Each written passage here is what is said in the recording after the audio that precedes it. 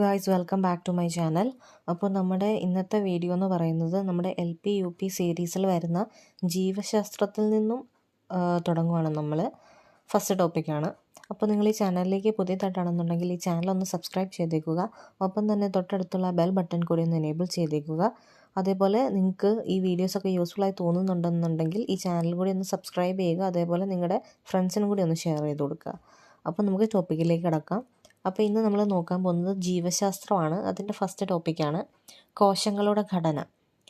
അപ്പോൾ നമുക്ക് എന്താണ് കോശമെന്ന് നോക്കാം. ജീവികളുടെ ഘടനാപരവും ജീവധർമ്മപരവുമായ അടിസ്ഥാന ഘടകമാണ് കോശം എന്ന് പറയുന്നത്. ഇത് നമ്മുടെ SCRT വരുന്ന നമ്മുടെ ക്ലാസ് 8 ടെക്സ്റ്റ് ബുക്കിലുള്ള സെയിം സെൻറ്റൻസ് ആണിത്. ജീവികളുടെ ഘടനാപരവും ജീവധർമ്മപരവുമായ അടിസ്ഥാന ഘടകമാണ് കോശങ്ങൾ.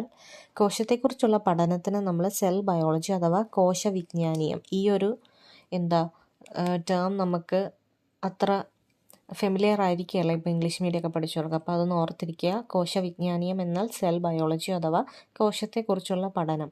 നമുക്ക് വേറൊരു പേരിലും അറിയപ്പെടും, അതാണ് സൈറ്റോളജി. അപ്പോൾ ഈ ഒരു സൈറ്റോളജിയുടെ പിതാവ് ആരാന്ന് ഓർത്തിരിക്കുക. നമ്മുടെ കോശം ആദ്യമായിട്ട് കണ്ടുപിടിച്ച റോബർട്ട് ഹുക്കാണ്. സെല്ല് ആദ്യമായിട്ട് കണ്ടുപിടിച്ച റോബർട്ട് ഹുക്കാണ് ഈ സൈറ്റോളജിയുടെ പിതാവ് എന്നറിയപ്പെടുന്നതും. കണ്ടുപിടിച്ചത് എന്നാണ്? 1665. ആ ഒരു ഇയറും കൂടി ഓർത്തിരിക്കുക. 1665 സെല്ല് ആദ്യമായിട്ട് കണ്ടുപിടിച്ചത് റോബർട്ട് ഹുക്കാണ്.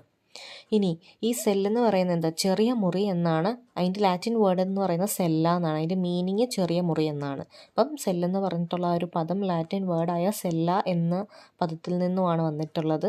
ആ ഒരു പദത്തിൻ്റെ അർത്ഥം അഥവാ മീനിങ് എന്ന് പറയുന്നത് ചെറിയ മുറി എന്നാണ്. ഇനി 1665 റോബർട്ട് ഹുക്ക് ഓക്ക് മരത്തിലെ കോശങ്ങളെ മൈക്രോസ്കോപ്പിലൂടെ നോക്കിയപ്പോൾ സന്യാസിമാർ താമസിക്കുന്ന ചെറിയ റൂം പോലെ തോന്നി. അങ്ങനെയാണ് സെൽ എന്ന നെയിം ചെയ്തത്. അപ്പം നമ്മൾ കുഞ്ഞിലേ തൊട്ട് പഠിക്കുന്നുണ്ട് സെൽ എന്താണെന്നും സെല്ല് കണ്ടുപിടിച്ചത് ഇന്നയാൾ ഇന്ന വർഷമാണെന്നും ഒക്കെ. അപ്പോൾ ഈ സെല്ലിൻ്റെ പിന്നിലെ ഒരു ചെറിയ കഥയാണിത്. 1665 ഈ റോബർട്ട് ഹുക്ക് എന്ന് പറഞ്ഞിട്ടുള്ള വ്യക്തി ഓക്ക് മരങ്ങളുടെ കോശങ്ങൾ മൈക്രോസ്കോപ്പിലൂടെ നോക്കി. അപ്പോൾ അങ്ങനെ നോക്കിയപ്പം സന്യാസികളൊക്കെ താമസിക്കുന്ന ചെറിയ ചെറിയ മുറികൾ പോലെ അദ്ദേഹത്തിനത് തോന്നി. അങ്ങനെയാണ് അദ്ദേഹം സെല്ലെന്ന നെയിം അതിന് കൊടുത്തത്. അപ്പോൾ ഇതാണ് ഇതിൻ്റെ പിന്നിലുള്ള ആ ഒരു ഹിസ്റ്ററി എന്ന് പറയുന്നത്. അപ്പം ജീവനുള്ള കോശത്തെ ഫസ്റ്റ് കണ്ടെത്തിയത്, അപ്പം നമ്മൾ കോശം കണ്ടെത്തിയത് റോബർട്ട് ഹുക്കാന്ന് നമ്മൾ പറഞ്ഞു അല്ലേ. പക്ഷേ ജീവനുള്ള കോശത്തിനെ ആദ്യമായിട്ട് കണ്ടെത്തിയത് നമ്മുടെ ആൻറ്റൺ വാൻ ലിയോവെൻഹോക്കാണ്. അത് ഒന്ന് ഇമ്പോർട്ടൻ്റ് ആയിട്ട് നോട്ട് ചെയ്ത് വെക്കുക. ഏറ്റവും ജീവനുള്ള ഫസ്റ്റ് കോശത്തിനെ കണ്ടുപിടിച്ചത് ആൻറ്റൺ വാൻ ലിയോവെൻഹോക്കാണ്, നമ്മുടെ റോബർട്ട് ഹുക്ക് അല്ല. അപ്പം അതൊന്ന് തിരിഞ്ഞു പോകാതെ ഓർത്തിരിക്കുക. ഇനി അടുത്തത് നമ്മൾ കുറച്ച് വർഷങ്ങൾ പഠിക്കാനുണ്ട്. നിങ്ങളുടെ SCRT 8ാം ക്ലാസ്സിൻ്റെ പാഠപുസ്തകത്തിലുള്ളതാണ് ഈ ഒരു ഇയറും ഈ സയൻറ്റിസ്റ്റുകളുടെ പേരും അവരെന്ത് കണ്ടുപിടിച്ചു എന്നുള്ളതും നമ്മൾ ഓർത്തിരിക്കണം. അപ്പം 1665 കോശം അഥവാ സെല്ല് നമ്മുടെ റോബർട്ട് ഹുക്ക് കണ്ടുപിടിച്ചത് നമ്മൾ ഓൾറെഡി പഠിച്ചു. ഇനി അടുത്ത 1831 ന്യൂക്ലിയസ് അഥവാ മർമ്മമാണ് ആര് കണ്ടുപിടിച്ചത്? റോബർട്ട് ബ്രൗൺ കണ്ടുപിടിച്ചത്. ന്യൂക്ലിയസ് അഥവാ മർമ്മം, മലയാളം ടേം ഓർത്തിരിക്കുക, മർമ്മം. അപ്പം അടുത്തത് 1838 പ്ലാന്റ് സെൽ അഥവാ സസ്യകോശം ആര് കണ്ടെത്തി? MJ സ്ലീഡൻ ആണ് സസ്യകോശം കണ്ടെത്തിയത്. അപ്പം അത് ഓർത്തിരിക്കുക. അടുത്തത് 1800, ഇത് ഓർത്തിരിക്കുക, ഇയർ ഓർത്തിരിക്കാൻ എളുപ്പമാണ്. 1838 പ്ലാന്റ് സെല്ല് കണ്ടുപിടിച്ചു. നെക്സ്റ്റ് ഇയറിൽ തന്നെ ആനിമൽ സെല്ലും കണ്ടുപിടിച്ചു, 1839. അപ്പം അതിൽ ജന്തുകോശം കണ്ടെത്തിയത് തിയോഡർ ഷ്വാൻ. ഇത് തിരിഞ്ഞു പോകാറുണ്ട് ആളുകൾക്ക്. അതായത് നമ്മുടെ സസ്യകോശവും ജന്തുകോശവും കണ്ടെത്തിയ ആളുകളുടെ പേരുകൾ തമ്മിൽ തിരിഞ്ഞു പോകാൻ ചാൻസ് ഉണ്ട്. അപ്പം തിരിഞ്ഞു പോകാതെ നോക്കുക. സസ്യകോശം 1838 MJ സ്ലീഡനും ജന്തുകോശം 1839 തിയോഡർ ഷ്വാനും ചേർന്നാണ് കണ്ടെത്തിയത്. ഇനി 1858 സെൽ ഡിവിഷനും അതേപോലെ തന്നെ new cells arise from pre existing cell എന്നുള്ള കൺസെപ്റ്റും കണ്ടുപിടിച്ചത് ആര്? Rudolf Virchow. അതും ഓർത്തിരിക്കുക. അപ്പം അതായത് സെൽ ഡിവിഷൻ, കോശവിഭജനവും അതേപോലെ പുതിയൊരു കോശം ഉണ്ടായി വരുന്നത് പഴയ കോശത്തിൽ നിന്നാണെന്നുള്ളത് കണ്ടുപിടിച്ചതും ആരാണ്? Rudolf Virchow. അപ്പം ഇത്രയും ആളുകളും അവരുടെ കണ്ടുപിടുത്തങ്ങളും ഇയറും ഇത്രയും നോട്ട് ചെയ്ത് വെക്കുക. അതേപോലെ സെല്ല് കണ്ടുപിടിച്ചതും ഓർത്ത് വയ്ക്കുക. അപ്പം ഇത്രയാണ് നമ്മുടെ കോശത്തിനെ പറ്റി നമ്മൾ പഠിക്കുന്നത്. ഇനി ഇത്രയും പഠിച്ചാൽ മതി LPUPക്ക് വേണ്ടിയിട്ട് കോശത്തിനെ പറ്റി. ഇനി നമ്മൾ കോശ സിദ്ധാന്തം നോക്കാൻ പോവാണേ. കോശ സിദ്ധാന്തം അഥവാ സെൽ തിയറി എന്നാണ് ഇംഗ്ലീഷിൽ നമ്മൾ പഠിച്ചിട്ടുള്ളത്. അപ്പം ഇതാരാണ് കണ്ടെത്തിയത്, ഇല്ല ആരാണ് കൊണ്ടുവന്നത്? MJ സ്ലീഡനും തിയോഡർ ഷ്വാനും ചേർന്ന് രൂപപ്പെടുത്തിയിട്ടുള്ള ഒരു തിയറിയാണ് എന്ത്, ഇല്ലെങ്കിൽ ഒരു സിദ്ധാന്തമാണ് എന്ത്, കോശ സിദ്ധാന്തം അഥവാ സെൽ തിയറി. അപ്പം ഇതിന് അത് മുമ്പോട്ടേക്ക് വെക്കുന്ന രണ്ട് മെയിനായിട്ടുള്ള പോയിൻറ്റ്സ് ആണ്. ഒന്ന്, എല്ലാ ജീവശരീരവും കോശനിർമ്മിതമാണ്, അതായത് all bodies are made up of cell എന്നുള്ളത്. എല്ലാ ജീവശരീരവും കോശനിർമ്മിതമാണ്. അടുത്തത്, ജീവികളുടെ ഘടനാപരവും ജീവധർമ്മപരവുമായ അടിസ്ഥാന ഘടകങ്ങളാണ് കോശങ്ങൾ. ജീവികളുടെ ഘടനാപരവും ജീവധർമ്മപരവുമായ അടിസ്ഥാന ഘടകങ്ങളാണ് എന്ത്, കോശങ്ങൾ. അപ്പോൾ ഈ രണ്ട് മെയിൻ പോയിൻറ്റ്സ് ആണ് നമ്മുടെ കോശ സിദ്ധാന്തം മുന്നോട്ട് വയ്ക്കുന്നത്. അപ്പം കോശ സിദ്ധാന്തം ഉറപ്പായിട്ടും ഓർത്തിരിക്കുക. ഇനി ഒരു ഇമ്പോർട്ടൻ്റ് ആയിട്ടുള്ള ഒരു കാര്യമാണ് മൈക്രോഗ്രാഫി. അതായത് ഈ ഒരു സെൽ തിയറി അഥവാ കോശ സിദ്ധാന്തം ആദ്യമായിട്ട് പബ്ലിഷ് ചെയ്തത് ഒരു ബുക്കിലാണ്. ആ ബുക്കിൻ്റെ പേരാണ് മൈക്രോഗ്രാഫിയ. ഇതൊക്കെ ക്വസ്റ്റ്യൻസ് GK ലെവൽ വരുന്ന ക്വസ്റ്റ്യൻസ് ആണ്. അപ്പം മൈക്രോഗ്രാഫിയ എന്ന് പറഞ്ഞിട്ടുള്ള പുസ്തകത്തിലാണ് ഈ കോശ സിദ്ധാന്തം ആദ്യമായിട്ട് പബ്ലിഷ് ചെയ്തത്. അപ്പോൾ അത് ഓർത്തിരിക്കുക. ഇനി അടുത്തത് കോശത്തിൻ്റെ ഫങ്ഷൻ നോക്കാം നമുക്ക്. ഇതും ക്വസ്റ്റ്യൻസ് ചോദിക്കാറുണ്ട് ഓപ്ഷൻസ് തന്നിട്ട്. അപ്പം എന്തൊക്കെയാണ് ഫങ്ഷൻസ് ഓഫ് സെൽ? അന്യവസ്തുക്കളെ പ്രതിരോധിക്കുന്നത്, ഇത് ഫോറിൻ പാർട്ടിക്കിൾസിനെ തടയുന്നു എന്ന്. അതേപോലെ ജൈവ തന്മാത്രകൾ നിർമ്മിക്കുന്നത്, ഇത് ബയോമോളിക്യൂൾസിൻ്റെ സിന്തസിസ്. ദെൻ പോഷകങ്ങളിൽ നിന്ന് ഊർജം സ്വതന്ത്രമാക്കുന്നു, അതായത് ന്യൂട്രിയൻസിൻ്റെ അബ്സോർപ്ഷനും കാര്യങ്ങളും ഒക്കെ. അപ്പോൾ ഇതൊക്കെയാണ് സെല്ലിൻ്റെ ഫങ്ഷൻ. അന്യവസ്തുക്കളെ പ്രതിരോധിക്കുന്നു, ജൈവ തന്മാത്രകൾ നിർമ്മിക്കുന്നു, പോഷകങ്ങളിൽ നിന്ന് ഊർജം സ്വതന്ത്രമാക്കുന്നു. അപ്പോൾ ഈ 3 പോയിൻറ്റ്സും ഓർത്തിരിക്കുക. പിന്നെ ക്വസ്റ്റ്യൻ വരുമ്പോൾ ചിലപ്പോൾ ഈ 3 പോയിൻറ്റ്സ് തന്നിട്ട് അഡീഷണൽ ആയിട്ട് ഇവയെല്ലാം, ഇങ്ങനെ 4 ഓപ്ഷൻസ് തരാം. അപ്പോൾ ഇവയെല്ലാമാണെന്ന് നിങ്ങൾ ഓർത്തോണം. ഇനിയല്ല വേറെ എന്തെങ്കിലും ഓപ്ഷൻ ഏതായിരുന്നെങ്കിൽ ഈ 3 ഇമ്പോർട്ടൻ്റ് ആയിട്ട് ഓർത്ത് വെക്കുക, കോശത്തിൻ്റെ ഫങ്ഷൻസ്. ഇനി അടുത്തത്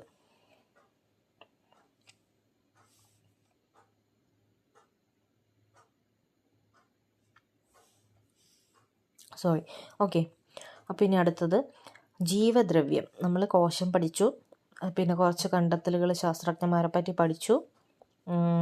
അപ്പം ഇനി അടുത്തതിലേക്ക് നമ്മൾ പോവാണ്, കോശത്തിൻ്റെ ഓരോ ഭാഗങ്ങളിലേക്ക് പോവാണ്. അപ്പോൾ ഫസ്റ്റ് വൺ, ജീവദ്രവ്യം. കോശസ്തരത്തിനുള്ളിലെ എല്ലാ പദാർത്ഥങ്ങളെയും ചേർത്ത് ജീവദ്രവ്യം എന്ന് പറയുന്നു, അഥവാ പ്രോട്ടോപ്ലാസം. അതായത് നമ്മുടെ കോശത്തിൻ്റെ ഉള്ളിലുള്ള എല്ലാ സാധനങ്ങളെയും ഒന്നിച്ച് നമുക്ക് എന്തെന്ന് പറയാം? ജീവദ്രവ്യം അഥവാ പ്രോട്ടോപ്ലാസം എന്ന് പറയാം. തിരിഞ്ഞു പോകരുത്. ഇനി അടുത്തത്, ഇപ്പം നമ്മൾ പറഞ്ഞത് എന്താ? ജീവദ്രവ്യം. ഇനി അടുത്തത് കോശദ്രവ്യം.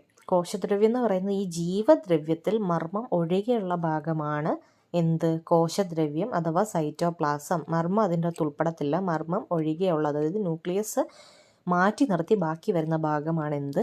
സൈറ്റോപ്ലാസം. ഈ പ്രോട്ടോപ്ലാസവും സൈറ്റോപ്ലാസവും തമ്മിൽ തിരിഞ്ഞു പോകാൻ ചാൻസ് ഉണ്ട്. അപ്പോൾ അത് പ്രത്യേകമായിട്ടൊന്ന് ഓർത്ത് വയ്ക്കുക. ഇനി നമ്മൾ സൈറ്റോപ്ലാസം എന്താണെന്ന് നോക്കി, പ്രോട്ടോപ്ലാസം എന്താണെന്ന് നോക്കി.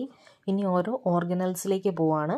ഇപ്പോൾ ഫസ്റ്റ് വൺ, നമ്മുടെ മൈറ്റോകോൺട്രിയ, നമ്മുടെ കോശത്തിൻ്റെ ഊർജ്ജ നിലയം എന്നറിയപ്പെടുന്നു. ഇതൊക്കെ ഒത്തിരി തവണ ചോദിച്ചിട്ടുള്ള ക്വസ്റ്റ്യനാണ്. ഊർജ്ജ നിലയം, മൈറ്റോകോൺട്രിയ. അപ്പോൾ അവിടെ എന്താ? ഊർജ്ജ നിർമ്മാണവും സംഭരണവും ഒക്കെ നടക്കുന്നുണ്ടല്ലേ. അപ്പോൾ ഇത് കൂടുതലായിട്ട് കാണുന്നത് എവിടേക്കാണ്? കരൾ, തലച്ചോറ്, പേശികൾ എന്നീ സ്ഥലങ്ങളിലാണ് കൂടുതലായിട്ട് നമ്മുടെ മൈറ്റോകോൺട്രിയ കാണുന്നത്. ഇത് ഓർത്തിരിക്കുക. ഇനി അടുത്തത് എൻഡോപ്ലാസ്മിക് റെത്തിക്കുലം.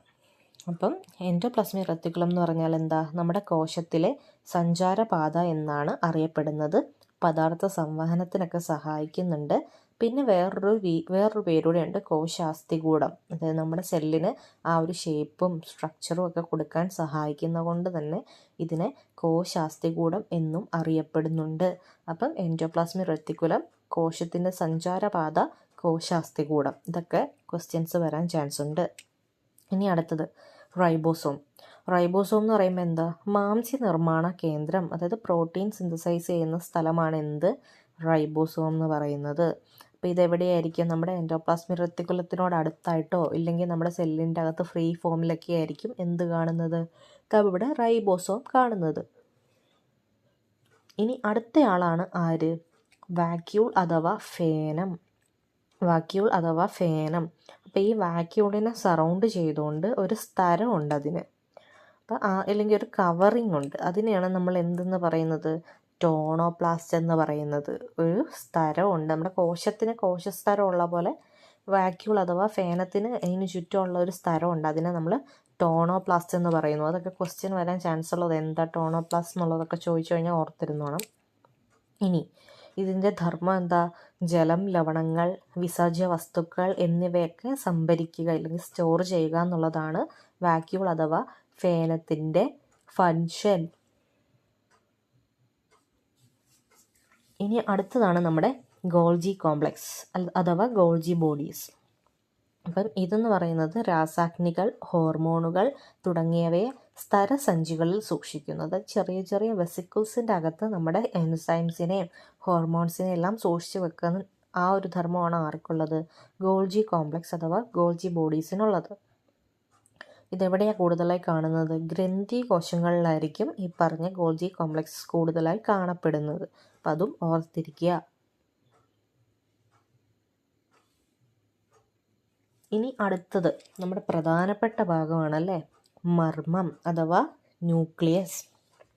അപ്പം മർമ്മം എന്ന് പറയുന്നത് എന്താ? നമ്മുടെ കോശത്തിൻ്റെ നിയന്ത്രണ കേന്ദ്രം. ഇത് ക്വസ്റ്റ്യൻ ചോദിച്ചിട്ടുണ്ട്. കോശത്തിൻ്റെ നിയന്ത്രണ കേന്ദ്രം എന്ന് പറഞ്ഞിട്ട് ഓപ്ഷൻസ് തരും. അപ്പം നിങ്ങൾ ഓർത്തോണം, മൈറ്റോകോൺട്രിയ ഒന്നും പോയി ബബിൾ ചെയ്തേക്കരുത്, മർമ്മമാണ്. ഇനി പ്രോക്യാരിയോട്സും യൂക്യാരിയോട്സും. നമ്മൾ പ്രോക്യാരിയോട്സും യൂക്യാരിയോട്സും എന്താണെന്നുള്ളതൊന്ന് നോക്കാം. അപ്പം അതിൻ്റെ എക്സാമ്പിൾസ് തന്നിട്ട് അതിൽ നിന്ന് ചോദിക്കും ഇതിൽ ഏതാണ് പ്രോക്യാരിയോട്ട് അല്ലാത്തത് അല്ലെങ്കിൽ യൂക്യാരിയോട്സിൽ ഉൾപ്പെടാത്തത്. അങ്ങനെയൊക്കെ ക്വസ്റ്റ്യൻസ് വരാൻ ചാൻസ് ഉള്ളതാണ്.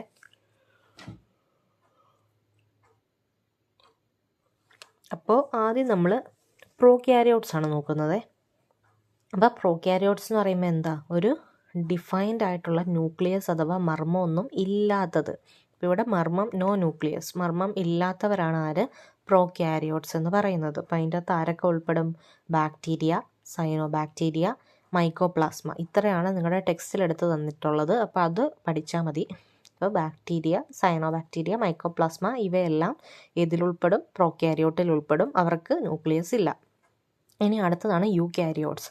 യൂക്യാരിയോട്സ് എന്ന് പറയുമ്പോൾ അതിൽ ആരൊക്കെ വരും? അമീബ വരും, പിന്നെ അതുപോലെ തന്നെ ആനിമൽസും പ്ലാന്റ്സും ഒക്കെ വരും. ഇവരുടെ കേസിൽ എന്താ? അവർക്കൊരു ഡിഫൈൻഡ് ആയിട്ടുള്ള ന്യൂക്ലിയസ് ഉണ്ടല്ലേ, ഒരു ഡിഫൈൻഡ് ആയിട്ടുള്ള ഒരു വ്യക്തമായിട്ടുള്ള മർമ്മം ഉണ്ട്. അപ്പോൾ അതാണ് പ്രോക്യാരിയോട്സും യൂക്യാരിയോട്സും തമ്മിലുള്ള വ്യത്യസ്തത അല്ലെങ്കിൽ ഡിഫറൻസ് എന്ന് പറയുന്നത്. ഇനി അടുത്തത് സെൻട്രോസോം. സെൻട്രോസോം എന്ന് പറയുന്നത് എന്താ? നമ്മൾ കുറച്ച് ഓർഗനൽസിനെ പറ്റി പഠിച്ചു. അപ്പോൾ അതിൻ്റെ അകത്ത് തന്നെ വരുന്ന ഒരു ടൈപ്പാണ് സെൻട്രോസോം. അത് എവിടെയാണ് കാണുന്നത് നോക്കാം. ആനിമൽ സെൽ അഥവാ ജന്തുകോശത്തിൽ മാത്രം കാണുന്ന ഒരു ഓർഗനലാണ് എന്ത്? ഈ സെൻട്രോസോം എന്ന് പറയുന്നത്. അപ്പം ഇതിൻ്റെ അകത്ത് എന്തുണ്ട്? Centrioles for cell division is present. അപ്പം ഇതിൻ്റെ അകത്ത് സെൻട്രിയോൾസ് ഉണ്ട്. നമ്മുടെ കോശ വിഭജനത്തിന് ആവശ്യമായിട്ടുള്ള സെൻട്രിയോളുകൾ അടങ്ങിയിട്ടുള്ളത് ഈ സെൻട്രോസോമിലാണ്. അപ്പം അത് ഓർത്തിരിക്കുക. ഇനി അടുത്താണ് ലൈസോസോം. ലൈസോസോം എന്ന് പറയുമ്പോൾ എന്താ? കോശത്തിനുള്ളിൽ പ്രവേശിക്കുന്ന അന്യവസ്തുക്കളെ നശിപ്പിക്കാൻ വേണ്ട ദഹനരസം ഇവ അടങ്ങിയിട്ടുള്ള ഒരു ഒരു ഓർഗനലാണ് നമ്മുടെ ലൈസോസോം എന്ന് പറയുന്നത്. അപ്പോൾ കോശത്തിനുള്ളിൽ നമ്മുടെ അന്യവസ്തുക്കൾ, ഫോറിൻ ബോഡീസൊക്കെ കയറാൻ വരുമല്ലോ, ഇല്ലെ ഫോറിൻ പാർട്ടിക്കിൾസ് ഒക്കെ വരുമല്ലോ. അപ്പോൾ അതിനെയൊക്കെ നശിപ്പിച്ച് കളയാൻ വേണ്ടിയിട്ടുള്ള ദഹനരസം അഥവാ ഡൈജസ്റ്റീവ് എൻസൈംസ് അടങ്ങിയിട്ടുള്ള ഓർഗനൽസാണ് എന്ത്? നമ്മുടെ ലൈസോസോം എന്ന് പറയുന്നത്. അപ്പോൾ ഇത് ഓർത്തിരിക്കുക. ലൈസോസോമുമായി ബന്ധപ്പെട്ട ക്വസ്റ്റ്യൻസും വരാൻ ചാൻസ് ഉണ്ട്. ഇനി കുറച്ച് ക്വസ്റ്റ്യൻസ് ആണ്. മനുഷ്യ ശരീരത്തിൽ പുതിയതായി കണ്ടെത്തിയ കോശത്തിൻ്റെ ആകൃതി സ്കൂട്ടോയിഡ്. അപ്പോൾ അതൊന്ന് ഓർത്തിരിക്കുക. മനുഷ്യ ശരീരത്തിൽ പുതിയതായിട്ട് കണ്ടെത്തിയിട്ടുള്ള നമ്മുടെ കോശത്തിൻ്റെ ആകൃതിയാണ് സ്ക്യൂട്ടോയിഡാണ്. ജസ്റ്റ് ഒന്ന് ഓർത്തിരിക്കുക. ഇനി അടുത്ത മനുഷ്യ ശരീരത്തിലെ ഏറ്റവും വലിയ കോശം നമ്മുടെ അണ്ഡം അഥവാ എക്സെല്ലാണ്. അത് മറക്കരുത്. ഇനി അതുപോലെ ചെറിയ കോശം, വലുത് പഠിക്കുമ്പോൾ നമ്മൾ ചെറിയതും കൂടി പഠിക്കണം. മനുഷ്യ ശരീരത്തിലെ ചെറിയ കോശം ബീജകോശം അഥവാ സ്പേം സെല്ല്.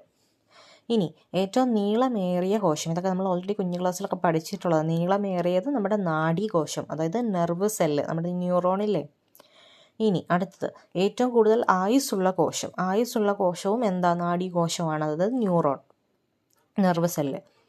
ഇനി ഏറ്റവും കൂടുതൽ കാണപ്പെടുന്ന, നമ്മുടെ ശരീരത്തിൽ ഏറ്റവും കൂടുതൽ കാണപ്പെടുന്ന കോശം ചോദിച്ചാൽ അത് അരുണ രക്താണുക്കളായിരിക്കും. അത് അങ്ങോട്ടും ഇങ്ങോട്ടും തിരിഞ്ഞു പോരുത്, കുറച്ച് ചാൻസ് ഉള്ളതാണ്, നമ്മുടെ നാഡീകോശമായിട്ട് തിരിഞ്ഞു പോകാൻ ചാൻസ് ഉള്ളതാണ്.